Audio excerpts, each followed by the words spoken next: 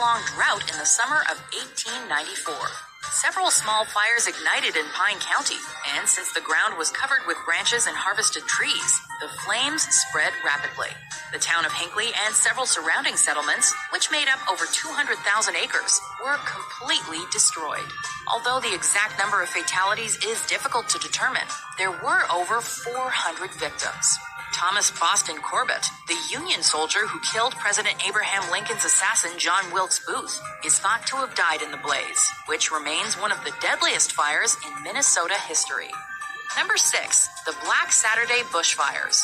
Australia has fallen victim to many bushfires over the years, but many of the remaining buildings, even the ones proclaimed to be fireproof, looked solid, but were actually jerry-built affairs.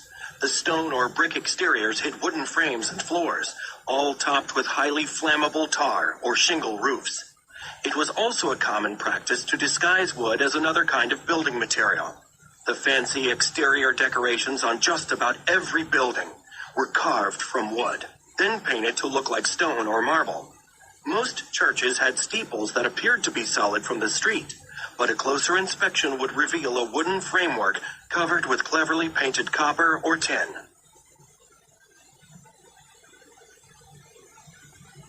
The Chamber of Commerce building before the fire. It was one of many buildings the citizens of Chicago pointed to with pride. Many of the fancy details, such as those above the clock, were really carved out of wood. In addition, the mansard roof was made of tar, causing many small fires to break out until hurricane-force winds formed them into a raging inferno. The firestorm burned for 2 days and claimed 87 lives, many of which were firefighters. With smoke reportedly seen as far away as New York and Denver, it's considered the biggest, though not the most fatal forest fire in American history. Number 4. The Great Fire of London. Igniting in a bakery, they were able to put a large addition on their cottage, despite a lot size of just 25 by 100 feet. Interspersed in these residential areas were a variety of businesses: paint factories, lumber yards, distilleries, gasworks, mills, furniture manufacturers, warehouses, and coal distributors.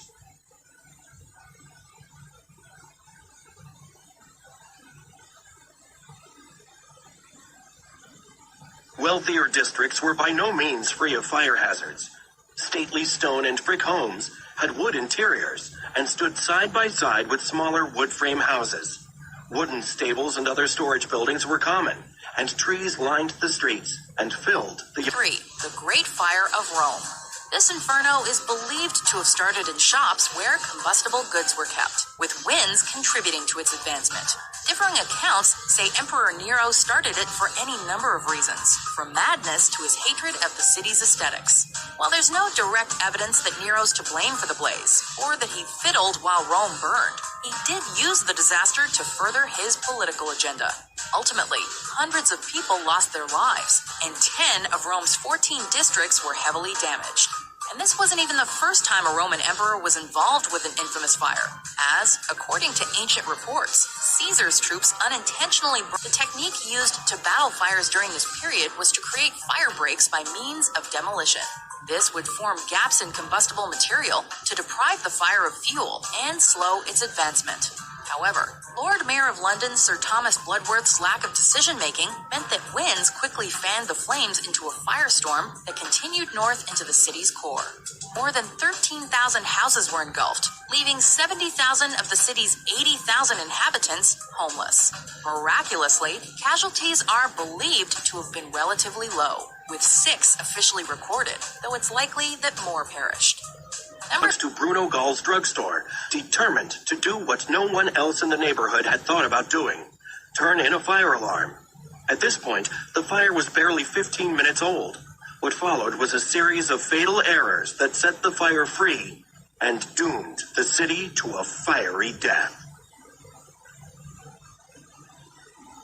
The Great Chicago Fire of 1871 burned for 2 days, finally dying out when rain began to fall on the morning of